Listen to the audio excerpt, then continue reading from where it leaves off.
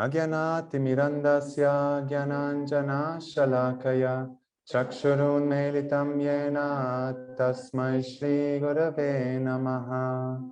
He Krishna Karuna Sindhu Dina Bandhu Jagatpate Gopesha Gopika Kanta Radha Kanta Namostute Tapta Kanchana Gaurangi Radhe Vrindavaneshwari Vrishabhanu Sute Devi Pranamami Hari Priye.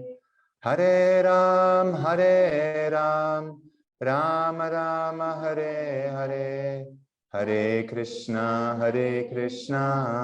Krishna Krishna Hare Hare. Ya Kundenta Tushara Hara Javala, Ya Shupravastramvita, Ya Vina Varadanda Manditakara, Ya Shveta Padmasana, Ya Brahman Chuta Shankara Praprithibir Devye Sadaha Vandita Samam Patu Sarasvati Bhagavati Buddhi Pradaham Sharade Buddhi Pradaham Sharade. Okay, so welcome again, everybody.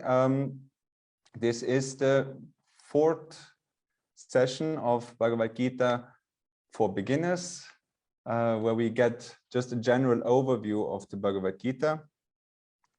In the very first session, we have, I will just give now a summary of the last sections, just to have an idea. In the first sections, we spoke about where the Bhagavad Gita comes from which scripture is it part of. So it is part of the Mahabharata, which is a very great epos, more than 100,000 verses. Bhagavad Gita is one small part of it. Bhagavad Gita means the song of God, which is a small part composed of 700 verses in which Krishna, Bhagavan Krishna, God, speaks to Arjuna, the hero which represents all humankind. This Mahabharata speaks about a fight between two families, the Kauravas, which are the bad guys, and the Pandavas, which are the good guys. And they are obviously also parts in us, our good sides and less good sides. And about the kingdom and who is the heir of the kingdom. And in the end, after trying to find peaceful solutions to get the kingdom to the rightful heirs, to the good guys, the Pandavas, the bad guys didn't want to give it, and so war was imminent. I said that Krishna at that time was also a king, and he supported both sides. He said, one can have my army and one can have me. Again, showing that you can have either God or the gifts of God. Obviously, when you have God, you have both. But if you ask his gifts, you only have his gifts. That's how it is. Then now, Chapter 1, I told you that the Bhagavad Gita is composed of 700 verses, 18 chapters, and that you can separate these 18 chapters again into 3 main sections. Yeah, the first section is chapter 1 till chapter 6, which speaks in general about the theme of karma yoga and the goal of self-realization. Then this chapter 7 till 12 speaks about the theme of Bhakti Yoga, the path of Bhakti Yoga mainly, and God realization. And the last 6 chapters, 13 to 18, speak about deepen the knowledge which was given before in all the 12 chapters. Yeah, so this is just that you have a general overview of this whole Bhagavad Gita. Again, if you want to dive deeper, if you want to memorize the Gita a little bit more, because it is obviously helpful, I told you if you remember the themes, the chapter's name, then you know already what's kind of happening. Yeah, so the first chapter is called Arjuna Vishada Yoga, which is the lamentation of Arjuna. So what is going to be spoken in the first chapter? Arjuna's lamentation. Good. Yeah. In that chapter, we have spoken about Arjuna going in the middle of the battlefield, observing both sides, and then becoming weak, overwhelmed because of attachment, and giving everything up, not wanting to fight. We have done a meditation. I've done with those who have been here in that first section. I invite everybody to reflect on that themselves. I'm not going to do the meditation again, but we just basically spoke, imagine yourself in your life, because the Bhagavad Gita is representing your life, and the battle is the battle in your life, the inside battle and the outside battle. It's about the spiritual development and all the obstacles which you have in life, which you then sometimes don't want to overcome because of attachment, weakness, limitations, etc. The same thing Arjuna has. And so I invited you to think of what are the limitations, what are your enemies which you are facing in your daily life? Outside ones, be it family, society, work, other circumstances. Inside ones, internal ones, laziness, arrogance, jealousy, greediness, whatever it be, yeah? And why? So first find out what are your enemies, why you are not growing, or what is at the moment your obstacle which would be good to overcome to actually move on. Yeah, reflect about that. And secondly, why you're not doing it, what is your reason not to overcome your obstacle? Because also Arjuna in the first chapter gives very good reasons why he doesn't want to fight. Yeah, so you also have probably reasons, I'm not saying they're good reasons, but they're reasons why you don't want to do what you have to do to change, to grow. And so have them first clear, because I would like you to have the Bhagavad Gita as a life support. Yeah, it's not something, you should not learn the Bhagavad Gita, you should understand it. It is about your life. It is as important today than it was 5,000 years ago. Good. So chapter 1 was the Lamentations of Arjuna. Chapter 2, then it starts to give solutions. The chapter 2 is called Sankhya Yoga. Sankhya Yoga means analysis. Analysis between the spiritual reality and the material reality. And then we have said that firstly, you have to ask God for help, the master for help. You have to have the humility of understanding that you don't know the answers. Yeah? You have to have understood that your reasoning might not be the right reasoning. And then once Krishna starts to speak, the guru starts to speak, it is actually, he starts to give the Sankhya Yoga. He starts to teach you. The first teaching he gives is, you are not this body, you are the eternal soul.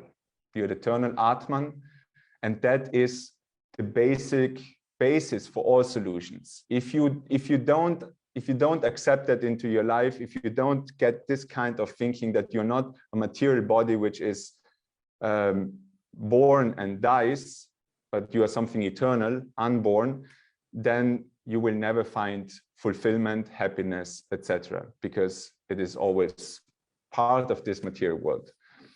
So that's the main message in chapter 2. Obviously, it touches many other things. And he says, well, one thing is knowing about the spiritual self, and one thing is realizing it, because I think many spiritual people know about the spiritual self, that you are a soul, but how many have realized it? So he says, you want to realize it? I give you the knowledge of yoga. And he starts to teach karma yoga. So chapter 3 now, so we had chapter 1, Lamentation, chapter 2, Sankhya, analysis between these two things. You are soul, not a material body. Chapter 3, sorry, karma yoga. Karma yoga, how should you act? Because karma is the law of action and reaction. You cause and effect. And as long as there's causes which need to get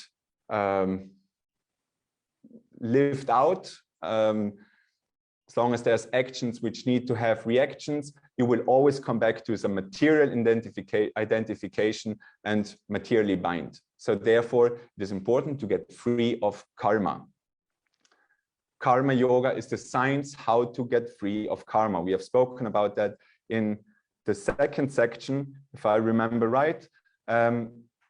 We've spoken about the different kinds of karma, how karma a little bit works. You come with a certain karma, you create new karma, and how this whole thing works. So if you are interested in that, just watch the second episode of this season. Then we have gone in chapter 4. Chapter 4 is Jnana Yoga. Jnana Yoga is the yoga of knowledge, which is another approach, which is the approach of attaining knowledge of the self through complete renunciation. But also he kind of notes or brings out the point, jnana is this realized knowledge of the self. He speaks about himself being an avatar, and he speaks about, in chapter 4, he speaks about many things, but generally jnana, realized knowledge, the path of jnana yoga, the path of karma yoga, both of those paths reach to one and the same goal, which is jnana. So jnana yoga, karma yoga, both reach to jnana, meaning realized knowledge. If you follow this path or this path, they both get you to self-realization. Okay? Then we come into chapter 5, Karma Sanyasa Yoga.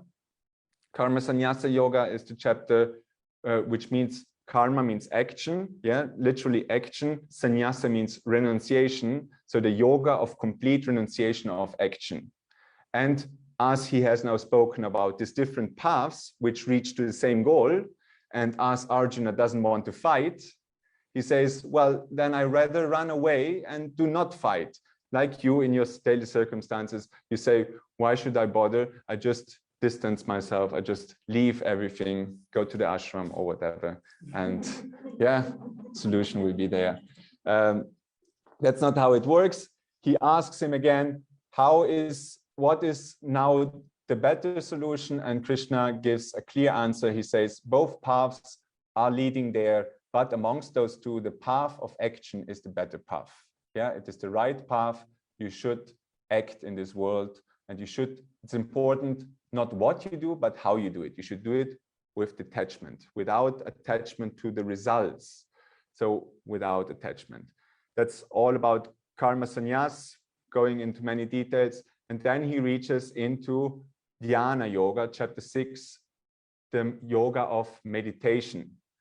The yoga of meditation, where he speaks about a yoga of the mind. Yeah, the whole Bhagavad Gita speaks the yoga of the mind, controlling your mind. Yeah, controlled mind, your best friend. Uncontrolled mind, your worst enemy. How to control this mind, and he gives the teaching of how to meditate, etc. And he ends that chapter with saying that the greatest of the yogis is the one who is completely surrendered to God, who loves God and dedicates his life to God. That's the greatest of the yogis. So he speaks about a devotee, basically. Yeah, amongst the yogis, that's the best one. Then we have concluded the first 6 chapters. The first section is therefore concluded, in which we have seen many themes, spoken about many things, many concepts, but in the end, if you want to summarize it in one way, you can say it was all about karma yoga, acting without being attached to the fruits. And through that, step by step, freeing yourself from karma and attaining the knowledge of your true self, the knowledge of your Atman. Yeah, Atma Kriya, basically. Yeah, knowing that. That section is finished. I've made you aware in that, I think it was the third lesson already, where we came to chapter 6, that this whole process speaks a lot about control your mind, control your desires, control your senses, and it is all your own effort. And just to not make it too theoretically, take 1 second, just think about yourself, how much you can control your mind, your senses, and your desires. Yeah. And when you try, how difficult it is. If you have to do it by yourself, you get quite desperate. And that's why now comes the next section, chapter 7 till chapter 12, where he will give another path, another option. And obviously, when you have understood the difficulty of this path, of I doing, I'm the doer, I need to transcend by my own power, which, yeah, it's, if you have understood how difficult that is, then you will appreciate what he's teaching you now, Bhakti Yoga, much more. So we have gone chapter 7. Chapter 7, we have spoken about, chapter 7 is called Jnana Vijnana Yoga. So Jnana again means knowledge, and Vijnana is the applied knowledge or the knowledge of Krishna.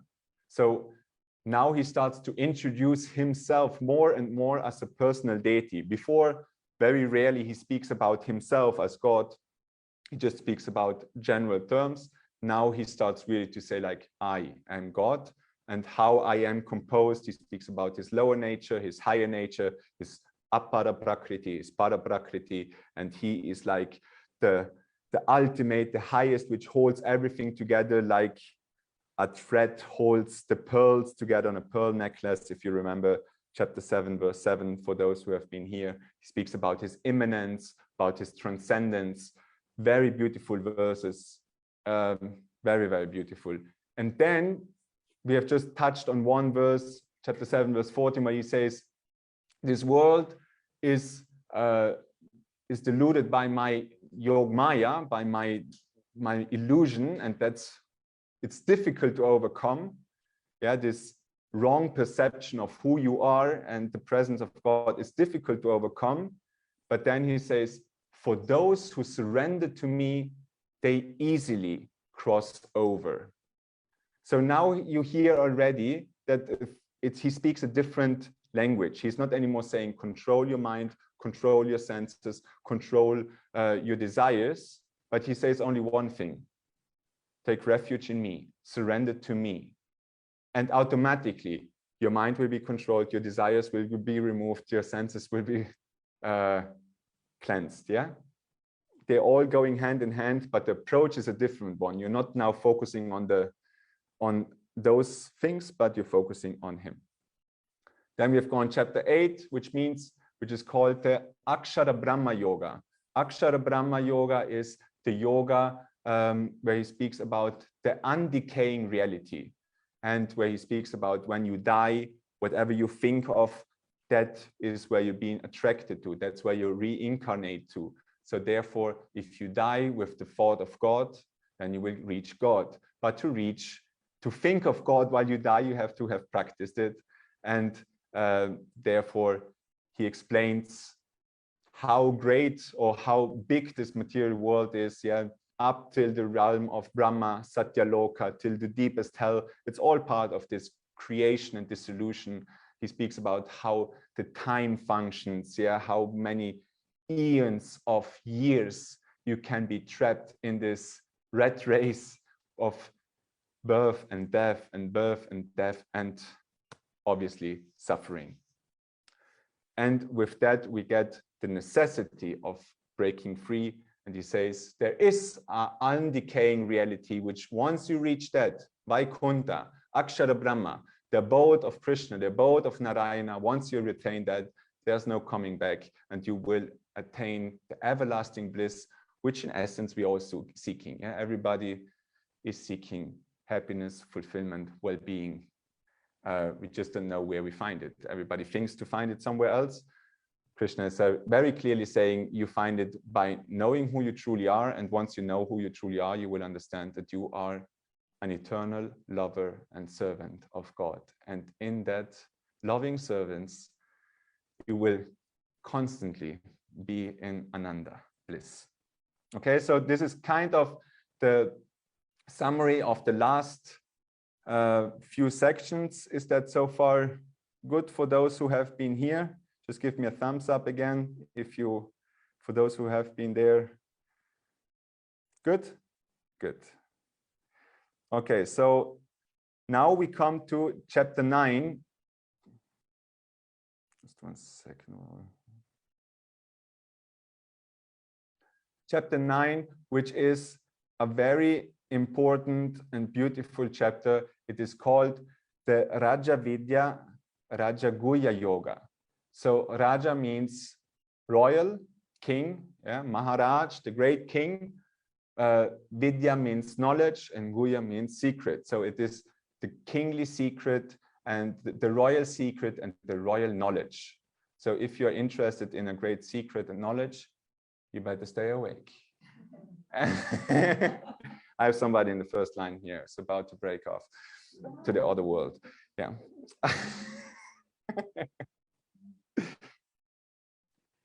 Don't worry, privacy is given. They only see me. They don't know who you are. Good. So in this chapter, let's go to chapter 9, verse 2. He says, "This is the king of wisdom, the king of mysteries, and the purest of knowledge. It grants direct experience of the truth. It is based on Dharma, and it is easy to practice, and it is unfading." So this knowledge which he is giving is the king of wisdom, the highest wisdom. It is the highest mystery, the purest knowledge. And now comes a very important point, which is Sanatana Dharma itself, the Bhagavad Gita, Hinduism in general. It grants direct experience. It is not, you have to believe what I'm telling you or what somebody is telling you. No, just practice it, dive into it, and you will see, you will experience the truth of your true self. You experience the bliss of your true self and the bliss of your love relationship with God. It's not something which you have to believe. You will experience it. It is easy to practice and unfading, based on Dharma, based on the path of righteousness. So again, obviously, we just have an overview. Let's take some of the most important verses. Chapter 9, verse 26, where he says, "Patram pushpam palam toyam." Yeah, if you offer me a leaf, if you offer me a flower, a fruit, or some water with devotion, I accept this offering made with devotion by one who is pure of heart. So before that, he has spoken about how to do different offerings, different sacrifices, yagnas, ceremonies, how to please different deities to attain the pleasures of this world, the pleasures of heavens, and all of those things. And he has made a little bit clear how much effort you have to put into to get those pleasures. Yeah. And now he is telling you, I'm giving you the ultimate, the absolute, not a limited joy which comes and goes. No, I'm giving you myself, the ultimate reality, everlasting bliss. And obviously you would think, well, if the other thing costed, if the smaller thing costed so much, now the absolute must cost infinite much, yeah? But no, what he's saying is, all you need to do is offer me with devotion. And then he makes simple examples of a leaf, a flower, a fruit, some water, like things which not offer me diamonds and gold and rubies and whatever precious things which are very rare. No, just offer me the basic things, because what I'm really interested in is the love and the devotion.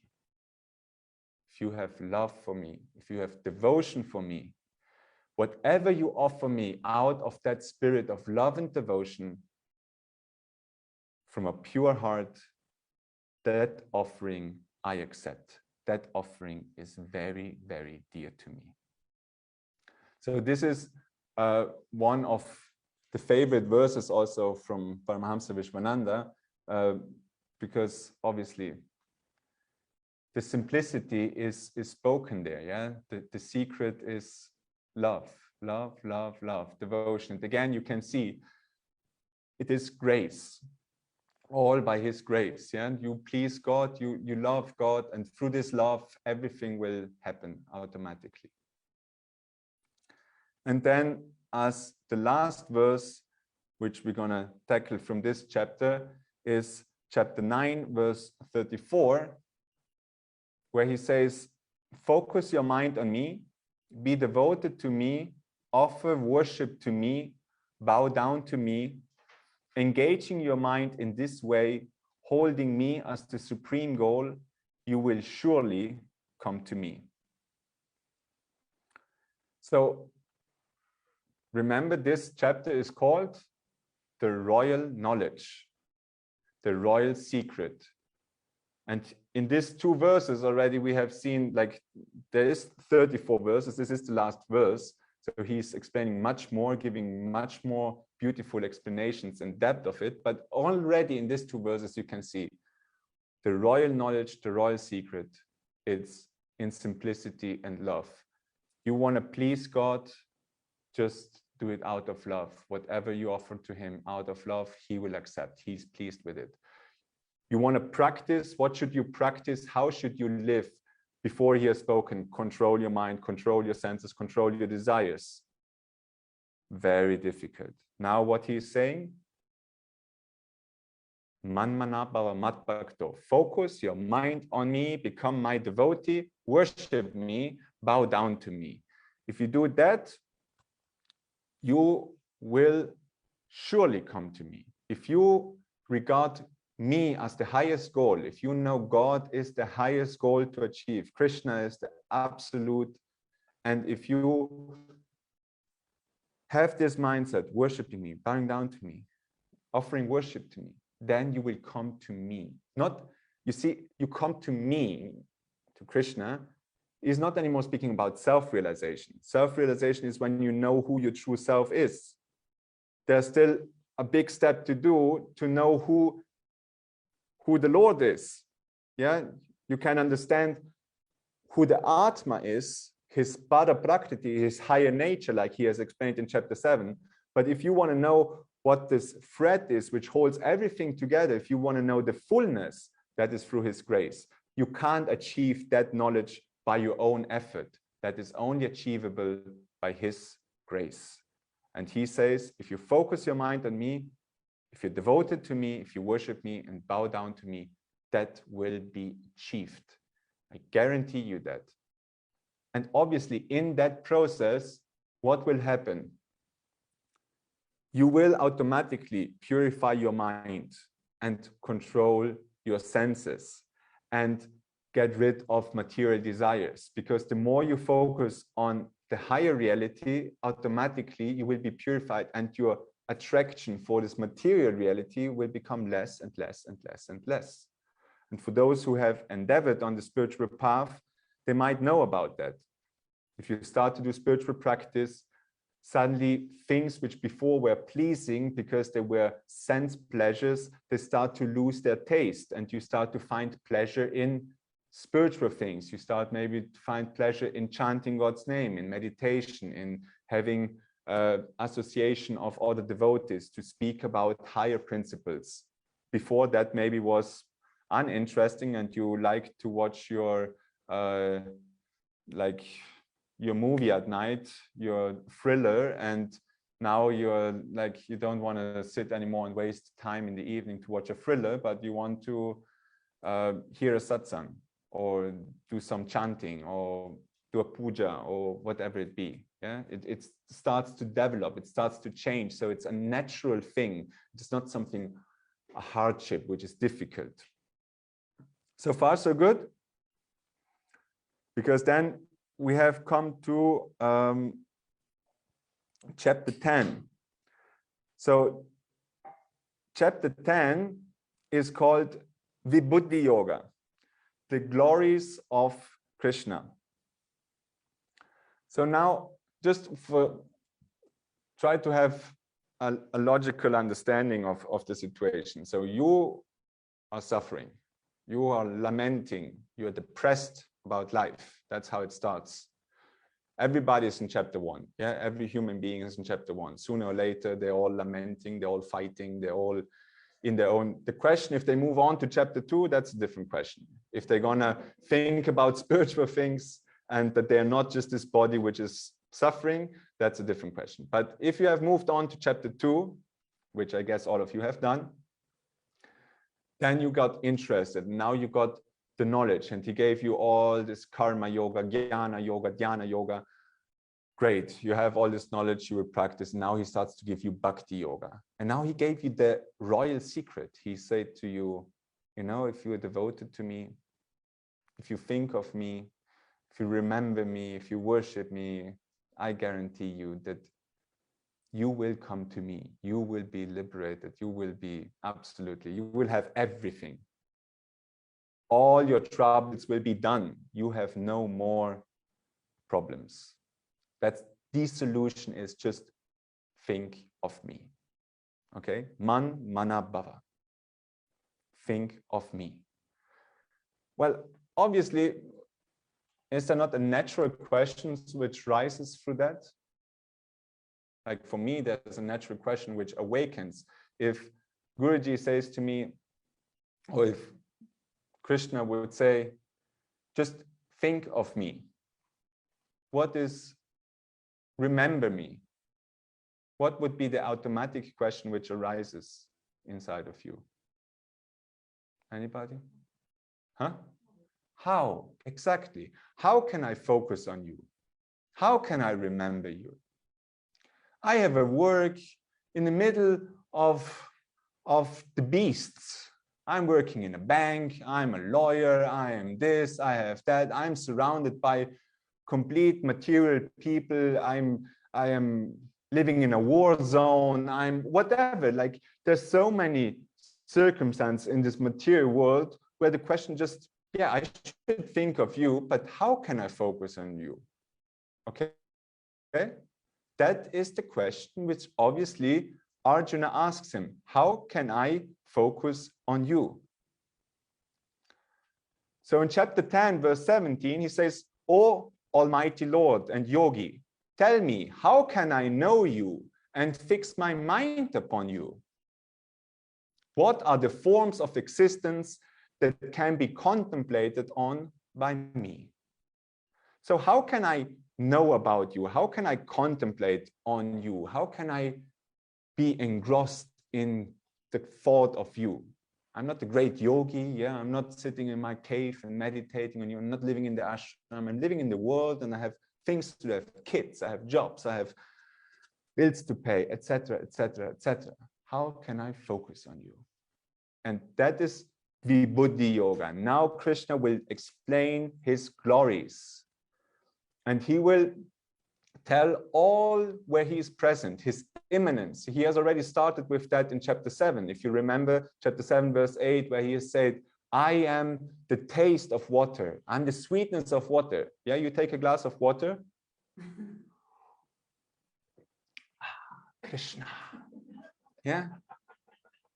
The sun is shining. I am the brilliance of the sun. The sun is shining on you. You're, Krishna. I'm the heat of fire. The fire is heating. Oh, Krishna. I'm the smell of the earth. Krishna. Yeah.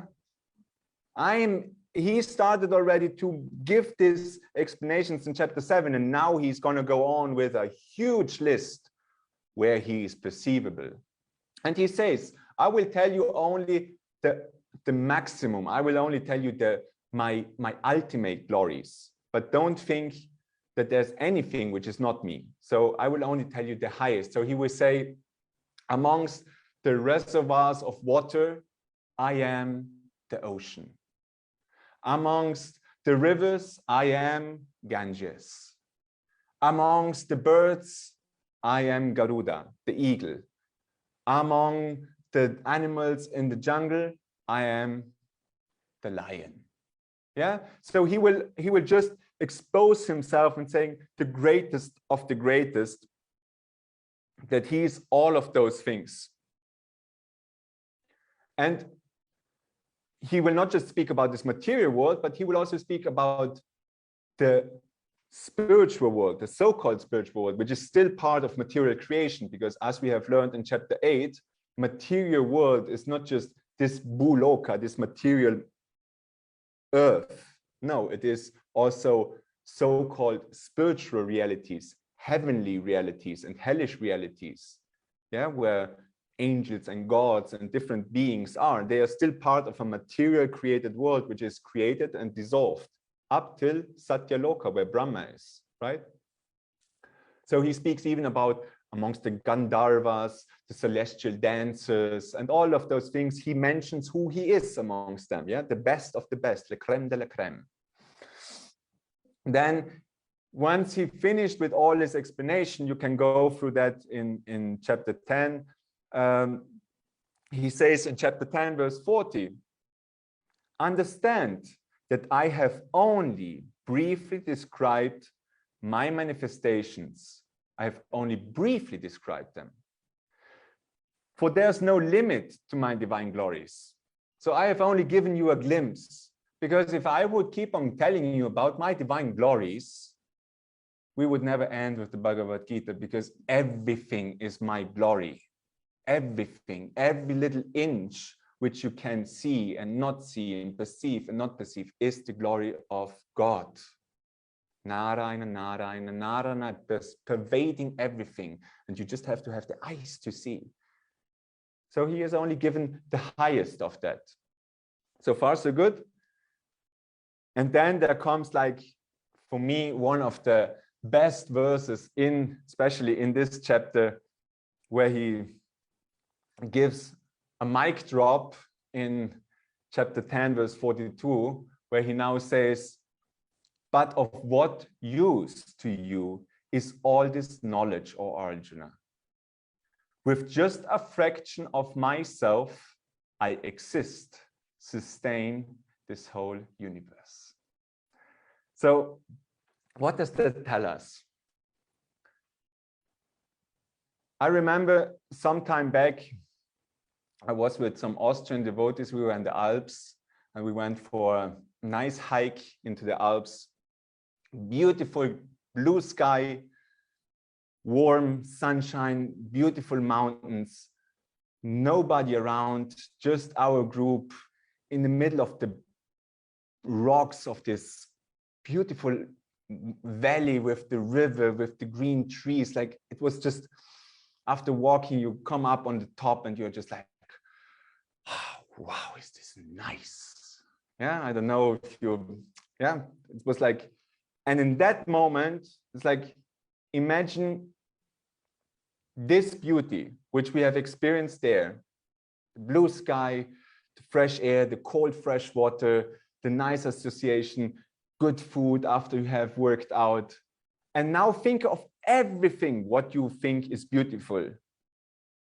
Yeah, you guys there in Mexico, you have such beautiful landscapes, living on the beach with nice sunsets.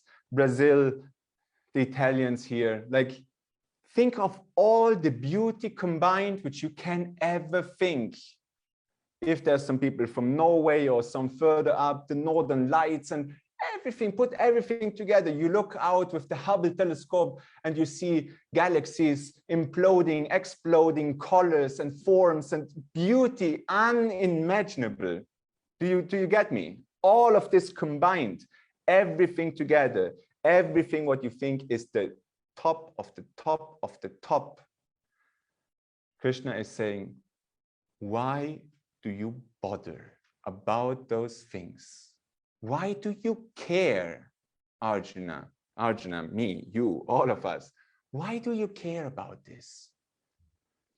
With just a fraction, just a mini part of myself, I exist, sustaining this whole universe.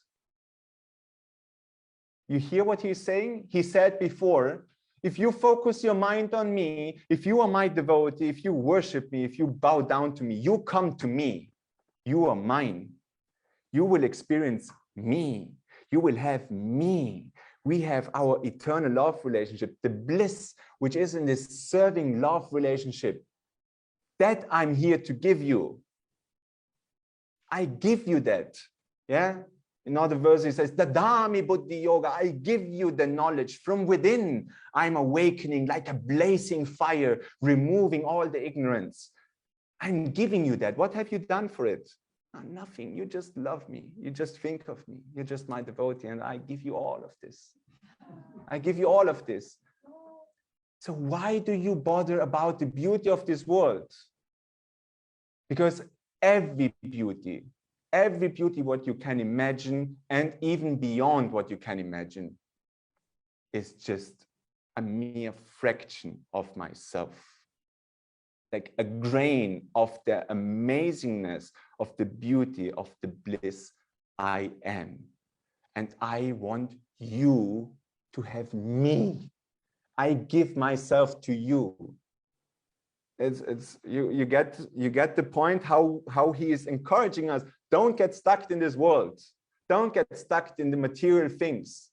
Yeah, we are here in the Italian ashram. It is amazing. We have Swiss guests here. They're walking around and they're just saying, wow, beautiful, wow, beautiful, wow, beautiful. Yes, but nothing compared to the glory of Krishna. Yeah, it is incredible. And he is there to give us all of this by his grace, just because we offer him out of devotion, out of love, just a leaf, a little bit of water, a fruit. Amazing. So I like this very much, because when we were up there in the mountain, I was just thinking about this verse. I was like, wow, this is filling me so much up. It's giving me so much fulfillment and happiness. This moment which we had there. There's some mics which okay. There's so much. I had so much fulfillment and happiness, and you can imagine, no, you have times in your life where you feel like, oh, wow, I feel so fulfilled and happy. And he's just saying, this is nothing to what I want to give you. This is a mere fraction, not even that. Okay. Again, what is the natural question which comes up after he says something like that? After Guruji says something like that, I remember Guruji, I told him when we were in my home place in the Alps, I said, like, it's beautiful, huh? It's beautiful. If you go to Mauritius, how beautiful is that? Tropical island, it's beautiful. And he said, yes, it's beautiful. But he said, if you know the other side, nothing. This is all nothing compared to that. Yeah. So automatically, if now Guruji is saying that, Krishna is saying to you, listen, this is just a mere fraction of myself. What are you bothering about that? What is the natural question which arises?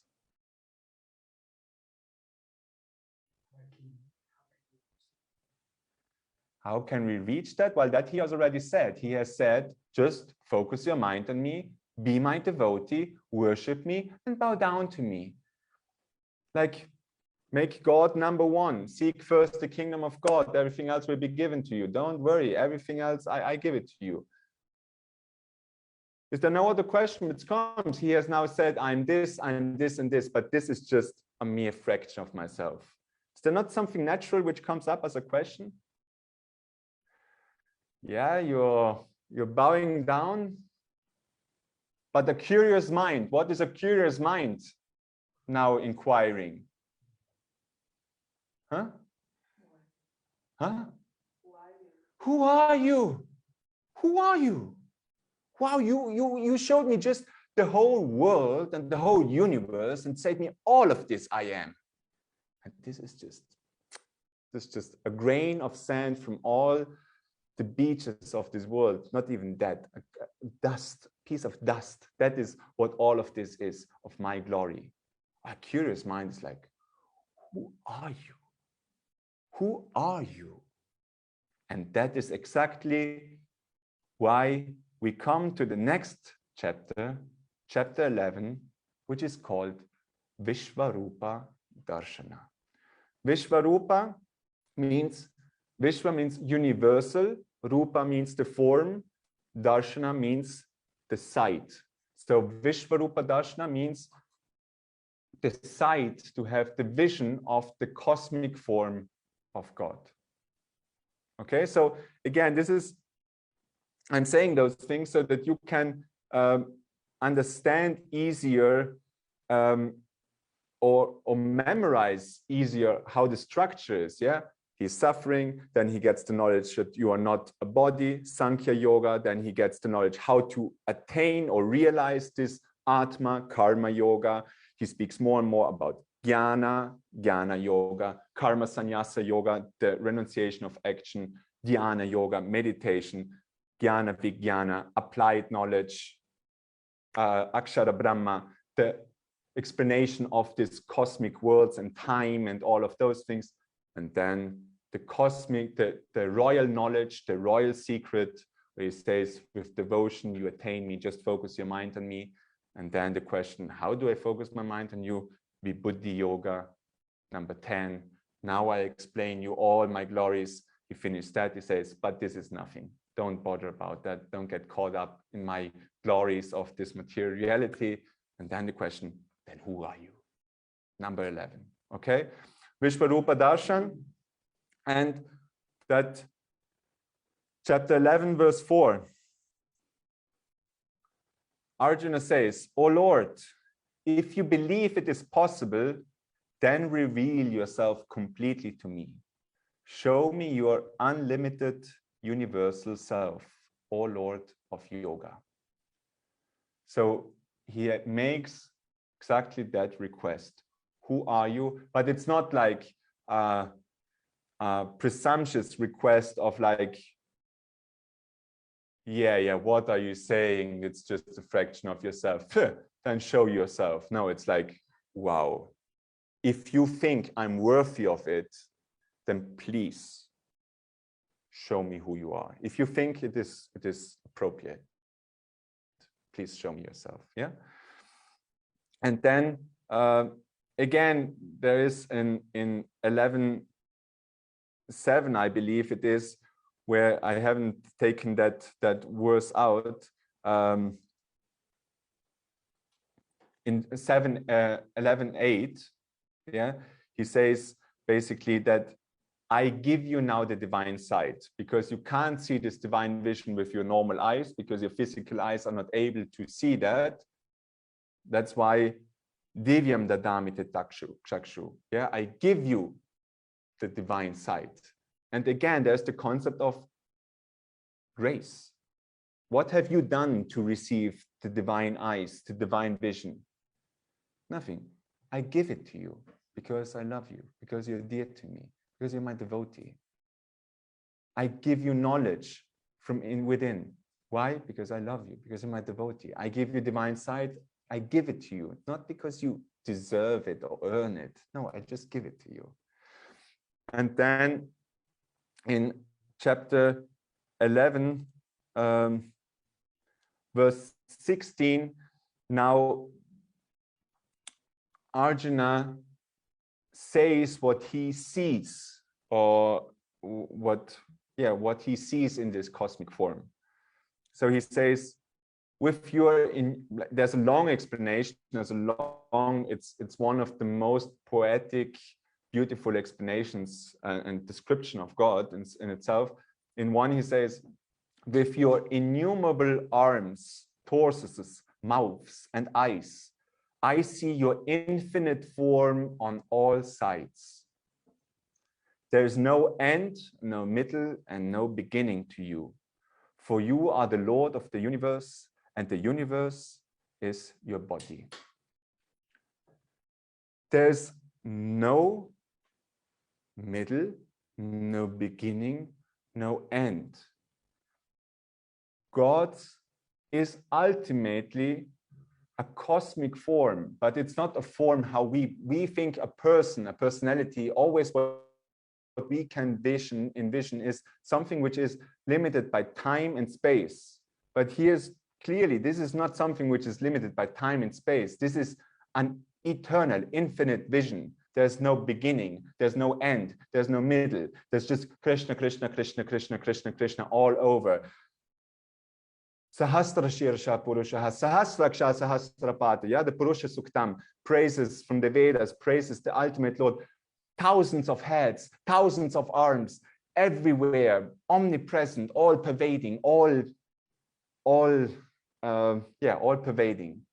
This is mouths and thing, and he explains how sages and divinities are standing there with folded hands and praise him, and how destruction happens, how universes are being destroyed, and how universes are being created. And it's just like, it's absolutely overwhelming. So in this cosmic form, what you see is obviously clearly that God is not only the good side, and then you have the bad side. No, God is everything.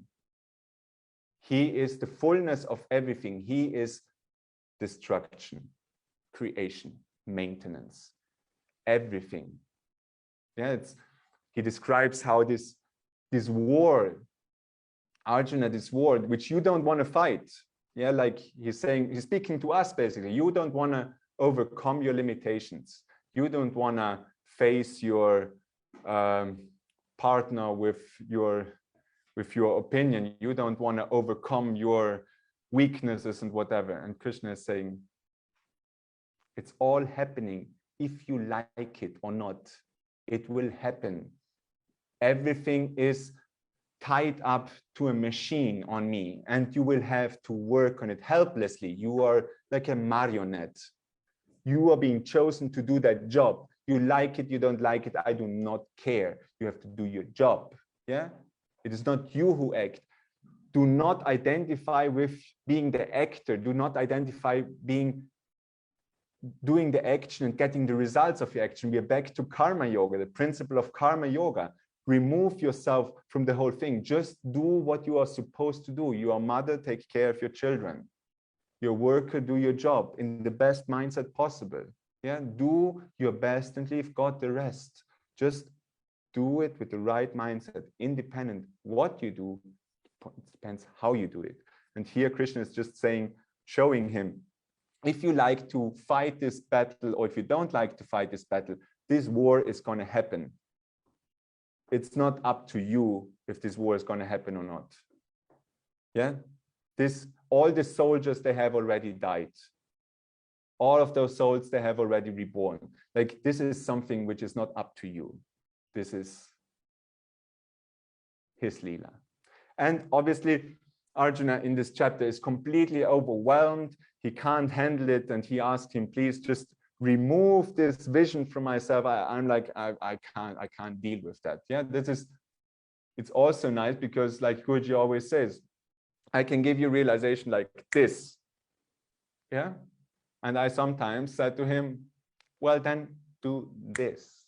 Yeah, just give it. Yeah, just do it. And he says, well, are you ready? Are you ready? Because just imagine you have a little light bulb which has 60 watts, and now you put through it 10,000 watts, 1,000,000 watts.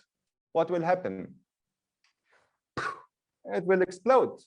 It won't be able to handle it. That's how it is.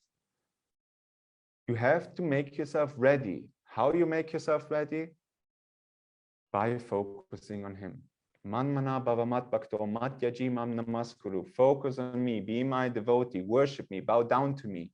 Be my devotee. Yeah, I guarantee you, you will come to me.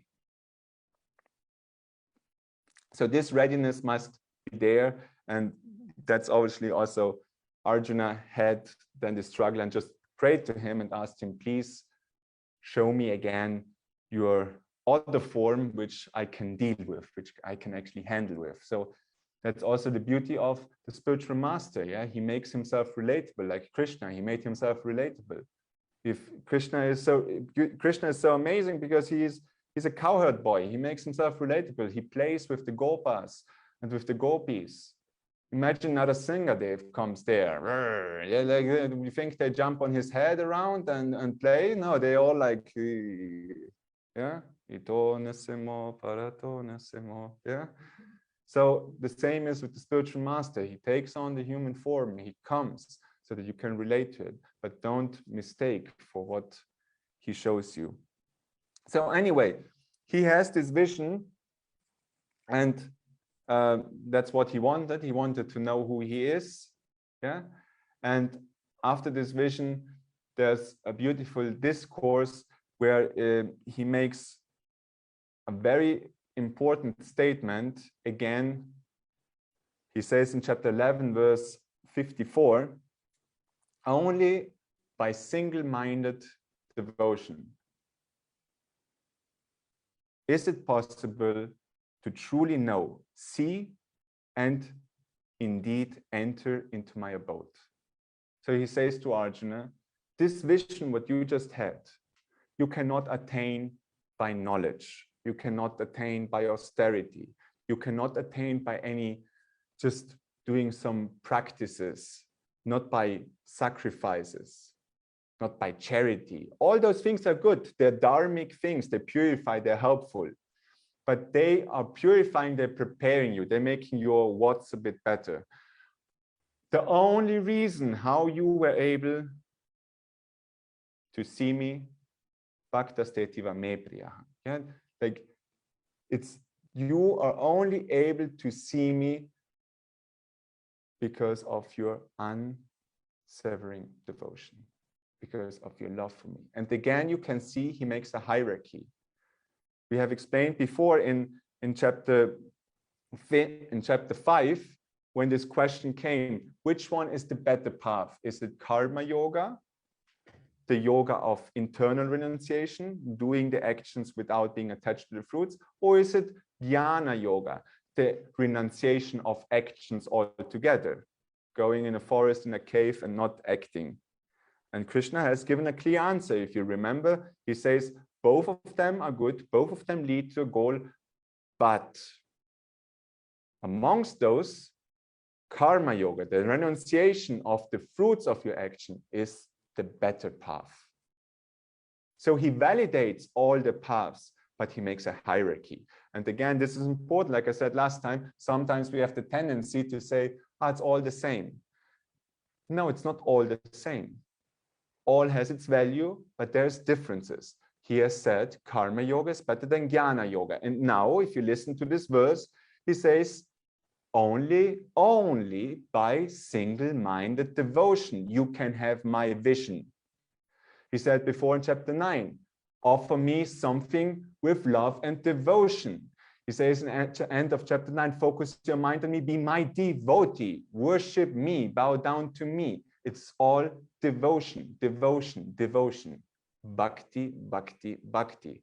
And therefore, higher than jnana yoga is karma yoga, or better than karma yoga and jnana yoga is bhakti yoga. It's just a fact. The Bhagavad Gita, Krishna clearly states that. And by having stated that, again, a logical step to our understanding, we come to chapter 12, which is called Bhakti Yoga. Yeah, so we are now the yoga of love, the yoga of devotion. That is chapter 12, and obviously that is it is the shortest chapter of the whole Bhagavad Gita, because it's just simple. It is the most important, but at the same time the shortest one. And in the beginning of that, Arjuna asks again this question, yeah, which path is now better? Yeah, after having seen this vision, he asks again, which is now better? Is it karma yoga, jnana yoga, or is it bhakti yoga? And again, Krishna validates all of those paths. He's not saying this one is absolutely useless. No, they all have value. But then he says in chapter 12, verse 2, in my opinion, those who are forever absorbed in me with strong faith and worship my personal form with focused mind are on the highest path. Okay, so very clear statement. Absorbed in God, thinking of God, Om Namo Narayana, Om Namo Narayana, contemplating on God, Krishna, Krishna, Krishna, Krishna, all the time. Focus your mind on God, worship Him, bow down to Him, make Him your pure refuge place. Seek first the kingdom of God. Make Him number one. Yeah, if you remember, I've taught, if you make God number one, everything else will be given to you. If you have 1 in front, everything else what you have in life. If you add any 0, yeah, if you have God first and you have then a nice family, 0, 1 and 0 is 10. If you have a nice house, 100, 100. If you have children, 1,000. If you have healthy children, 10,000. If you have a holiday house, whatever it be, you add the zeros and the value of life, the beauty of life just increases, but you have number 1 in front. Make me the first, yeah, whoever absorbed in me, make me the highest path, make me the highest goal. If you remove number 1, you can have infinite zeros. You can have house, wife, children, cars, holidays, money, everything. Infinite times 0 is still 0. Worthless. Yeah? If you remove God from the equation, your life becomes worthless. Our life becomes worthless. So, to this question of Arjuna, which one is now the highest path, he again makes a clear statement. It is the path of bhakti.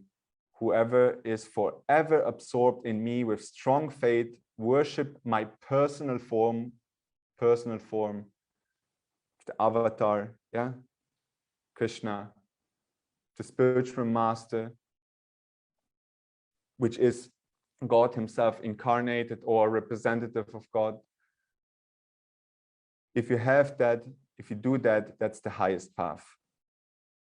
Then he carries on explaining a lot of different things in chapter 12. And amongst those, I invite you to read, obviously, all the qualities of a devotee, which he explains from verse number 13 onwards till verse number 20. He explains the qualities of a devotee. Yeah, what is now a devotee? Because, like Paramahamsa Vishwananda always says, being a devotee is not just having a tilak on your forehead, wearing a kanti mala, and jumping around when somebody sings Hari Bol. Yeah, that's nice. You should do that. It's great. But being a devotee means something much more. And being a devotee means, in first place, being a lover of God. And what does a lover do? If you are in love, yeah, like you Mexicans, for sure, you know how it is when you're in love, and the Brazilians also, the Italians also, these Latin countries, they know how it is to be in love. They're always in love, always with somebody else, but they are in love, yeah? When you're in love with somebody, whom are you thinking of? You think of your beloved, with whom you want to be. You want to be with your beloved. If you invite your beloved for a rendezvous, for a dinner, what you gonna make for your beloved? Your favorite food or his or her favorite food? Which one? His or her favorite food. Because obviously love wants to please the beloved, wants to give, wants to, wants to please the beloved. If your beloved is happy, if he or she looks at you and she's like, oh, happy about the little gift or the little courtesy which you have given, you are happy because of your beloved being happy, right? That is what love does. Love gives. The highest expression of love is service. Is pure service, selfless service. You forget about yourself. A mother to its child forgets about herself completely. Yeah, and this is still a human love, but it still gives us an idea of what bhakti is. Bhakti is a love relationship with God, and that psychology doesn't change. It doesn't change only because now it is with God. It's still, he is the object of love, and we are the ones who love him. So if we love him, our tendency is obviously we want to please him. If Guruji comes to your place and comes for lunch, you're probably gonna call up the ashram in Germany and ask, what does he like to eat? Yeah. And there's just things which he likes more and what he likes less. It is this, I want to please you, isn't it? So in chapter 12, verse 13 till 20, Krishna keeps on describing the qualities of a devotee. And whenever he finished the verse, he says, Yo mat bhakta same priyaha. He says, that kind of devotee is dear to me. That is dear to me. Basically saying, I like this food. Oh, this was a nice dessert. Oh, I love this. And you will note that down and say like, oh, I have to remember this for my beloved because I'm going to remake it again and again and again. Yeah, I'm going to do what he loves. So if you are interested in bhakti, if you want to know what he loves, then you go through chapter 12 of the Bhagavad Gita and read those verses. If I read those verses, I'm getting a little bit, just slightly depressed, just slightly. I give you just a taste of it. I'm not putting the slides on. But he says, for example, a person who has no hatred towards any living being, who has compassion to all, who is free from the notion of I and mine, zero egoism, yeah, who is in equanimity, yeah, pleasure and pain. If there's pleasure or if there's pain, is always in equanimity. You identify yourself with this? Who's content, who contemplates, who's self-restrained, firm in its conviction, dedicating his mind and intellect only to God. Yo mat bhakta same priyaha. That kind of devotee is dear to me. So I'm asking here the people, and I'm asking you on Zoom, and if you want also on YouTube, are you that kind of person? I don't know. Would you like to be that kind of person? Most of the people here say yes. Yeah. So it's something to strive for. But again, it is not something which we are. And that was just the first two verses, 13 and 14. He keeps on going. Yeah. He gives us, well, not a chance. Let's take another chance. 15. He's not disturbed by the world. He is not disturbed by the world, and he's free of joy and sorrow, fear and passions. Yo mat bhakta same priyaha. He is very dear to me. He keeps on going. 16, free from expectations. He's pure, skilled, impartial, free from anxiety, and has renounced all material pursuits. Yo mat bhakta same priyaha. That devotee is dear to me. 17, he's full of devotion to me, does not rejoice or hate anybody, who does not grieve or desire. Who renounces both the enjoyable and the non-enjoyable objects, because he has understood that the only thing which is worth living for is him. Yo mat bhakta same priyaha. Oh, that one is dear to me. Who's the same, coming to the end, yeah, 18, 19, who's the same to enemy and friend? You have enemies in your life, people who offend you, who hurt you. Who is same? You're a friend, you're an enemy, I love you the same. Who sees honor and dishonor as the same? Sure. One wrong word and we offended. Is indifferent to cold and warm? Sure. We are here in Alto Lazio, in middle of Italy. It was a little bit cold. People were coming and it's so cold. Yeah. So not here. Yeah. Beyond pleasure and pain.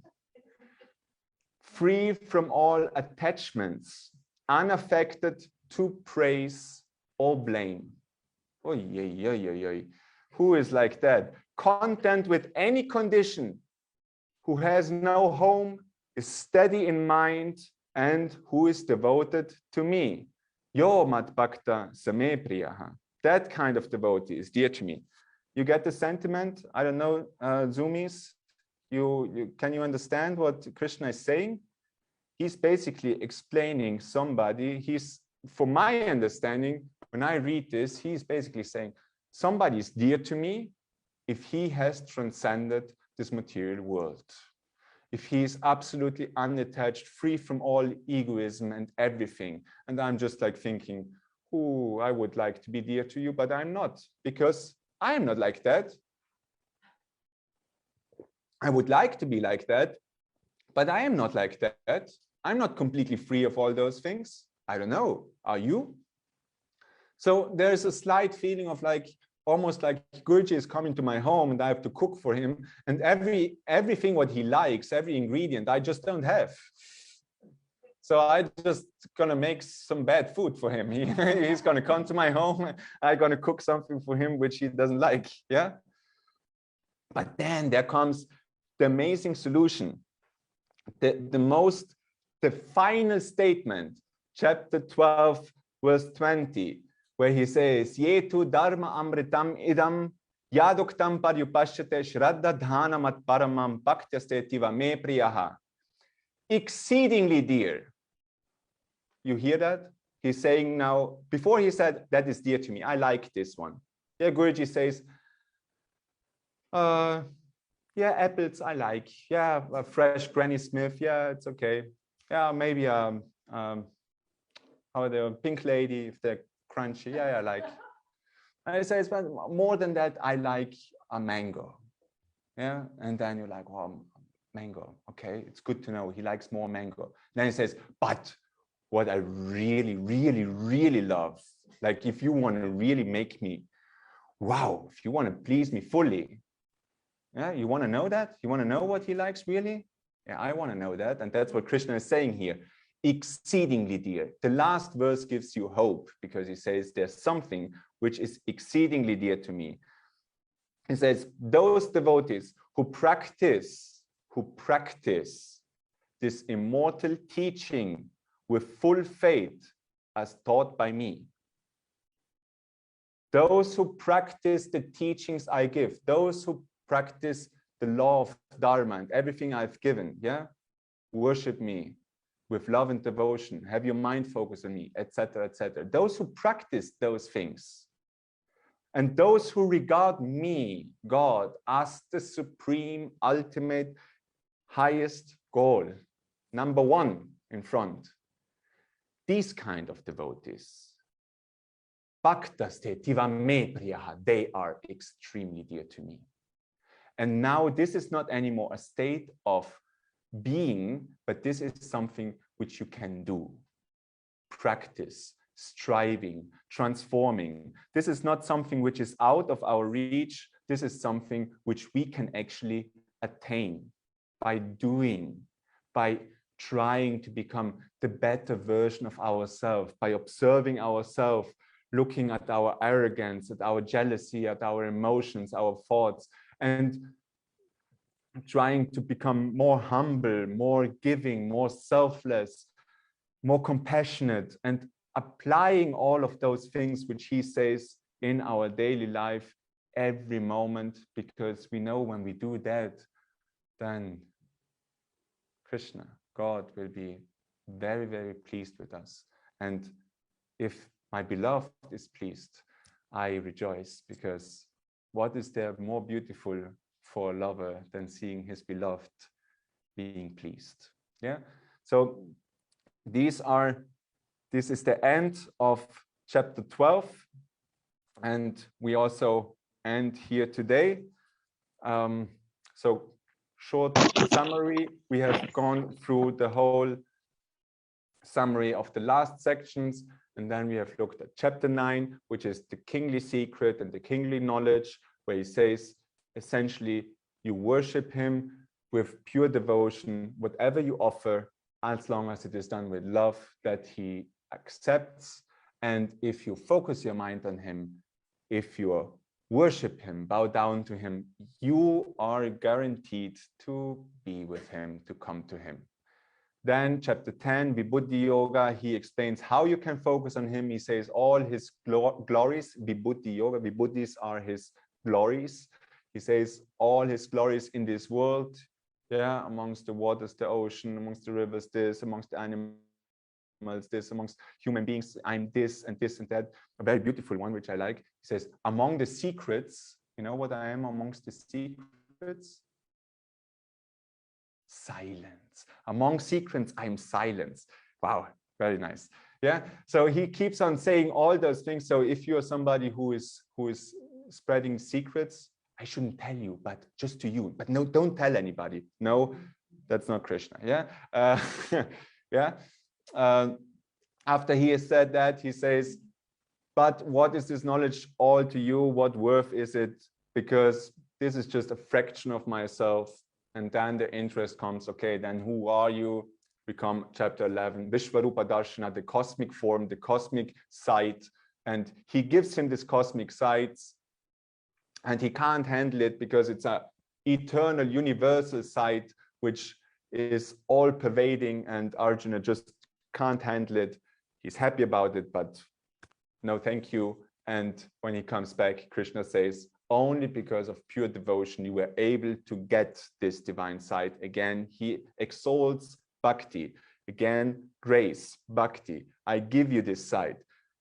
Through the grace, you have seen me, not just your true self. You have been able to see me.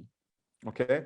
And then chapter 12, where he again emphasizes on the supremacy of devotion, and in the end explains how bhakti is lived, what is pleasing to him, and then it ends with this last statement where he says, exceedingly dear, Donna, deja apagado tu audio. Yeah.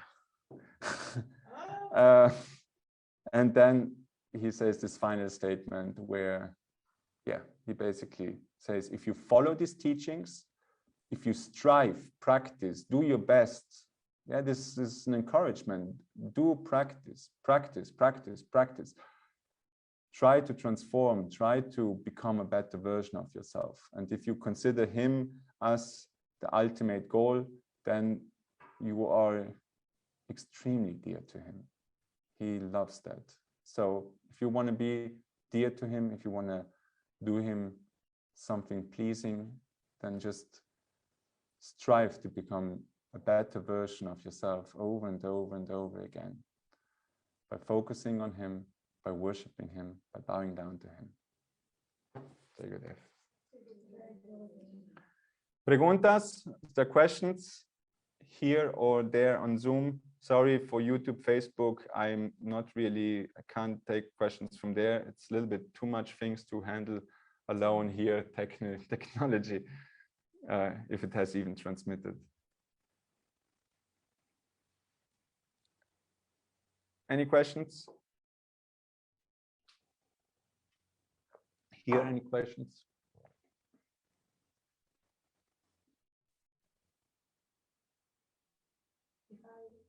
If all my best, I'm on the right way. Yes, if you give all your best, you're on the right way.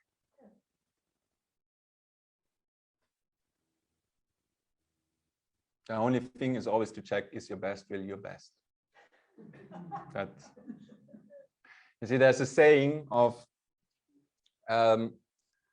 we should be content, yeah? Content meaning you are satisfied with whatever you have. And there's one thought which obviously you should be content. That is something which is helpful for your life. It's a dharmic way of living, yeah, not being always discontent.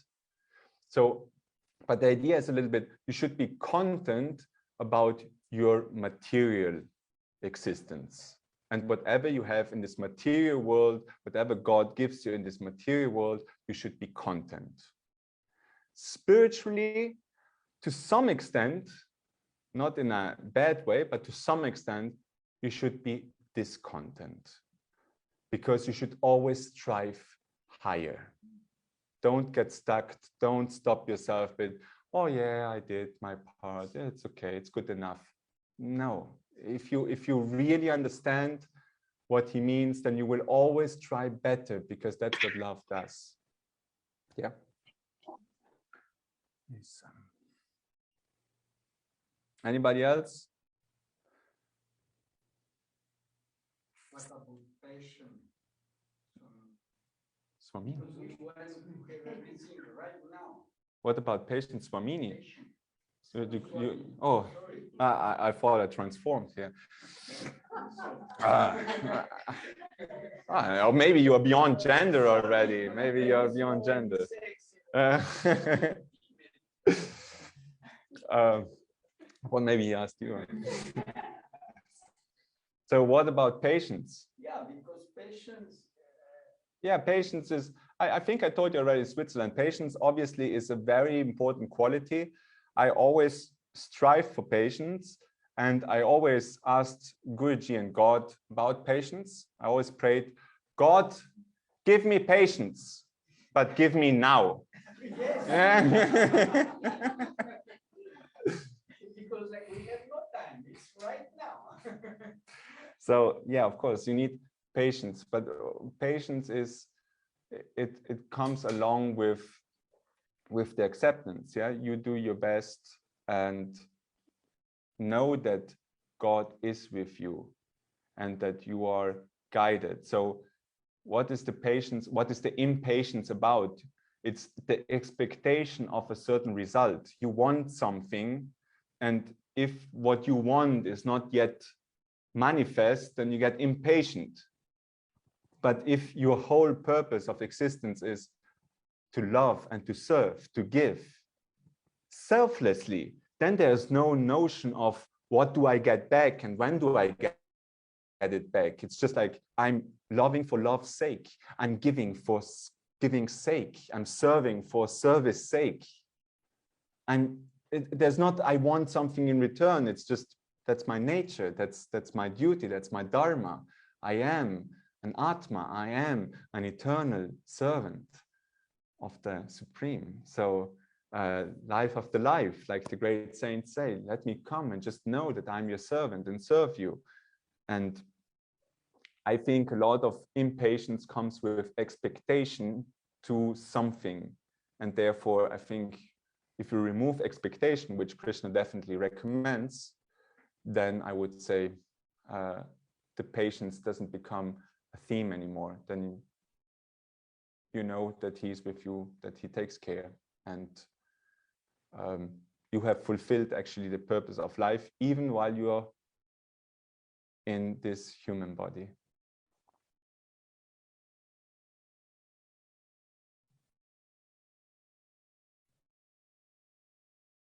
Anybody else?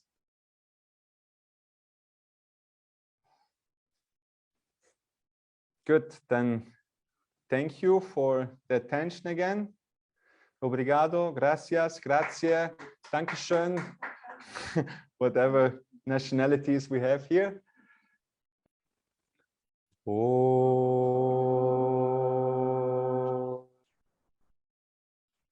Shanti, Shanti, Shanti, Shri Guru Pyo Namaha, Hari Om. Prem se bolo Satgurudev Swami Shivananda Mahaprabhu ki, Shri Krishna Kanya Lal ki Jai, Samasta Bhakta Mandali ki Jai, Pavanaputra Hanuman ki Jai. I wish you all a very blessed Hanuman Jayanti. Today is the appearance day of Hanuman, the greatest devotee. May he bless us with his devotion, with his single-pointed devotion. It's always good to have associates and friends like Hanuman, because they will definitely uplift us, inspire us. So chant some Hanuman Chalisas if you want today. We had a great feast here, and we will probably carry on the feast now after this. And also happy Easter, of course. So it's double, triple feast, whatever. See you next Saturday. Thank you again, and take it.